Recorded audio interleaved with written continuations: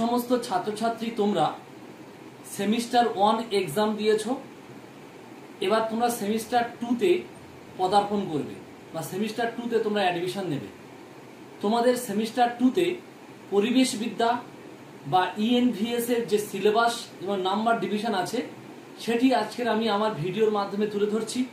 অবশ্যই করে তোমরা প্রত্যেক ছাত্রছাত্রী, যে সমস্ত ছাত্রছাত্রী তোমরা ক্যালকাটা ইউনিভার্সিটির আন্ডারে তোমরা science, arts, commerce, honours pass, প্রত্যেকটা ছাত্রছাত্রী তোমাদের যাদের প্রত্যেকের ইএনভিএস বা পরিবেশবিদ্যা সাবজেক্ট আছে, অবশ্যই তোমরা প্রত্যেকে ভিডিওটি পুরোপুরি দেখবে, তাহলে তোমরা বুঝতে পারবে। এবং আমি সিলেবাসটি আমার স্ক্রিনে দিয়ে দেবো, অবশ্যই করে তোমরা দেখে নিও।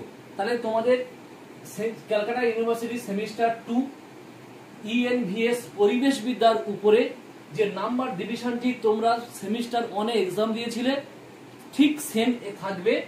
এমসিকিউ থাকবে 1 নম্বর করে 10টি, আর এসএকিউ থাকবে 2 নম্বর করে 10টি 20 নম্বর, আর শর্ট টাইপ কোশ্চেন বলতে 5 নম্বর করে থাকবে 4টি 20 নম্বর। এই হচ্ছে মোট তোমাদের 50 নম্বর পরিবেশবিদ্যার উপরে তোমাদের সিলেবাস এবং তোমাদের এক্সাম হবে।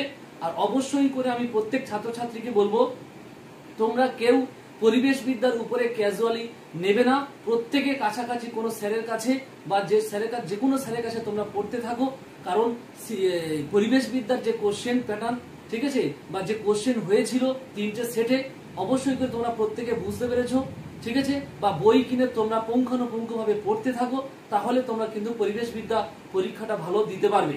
তাহলে আমি আমার স্ক্রিনে আমি সিলেবাসটি দিয়ে দিচ্ছি, অবশ্যই করে তোমরা প্রত্যেকে ফলো করবে, তাহলে তোমরা বুঝতে পারবে। আর আজকের এই ভিডিওটি এই পর্যন্ত।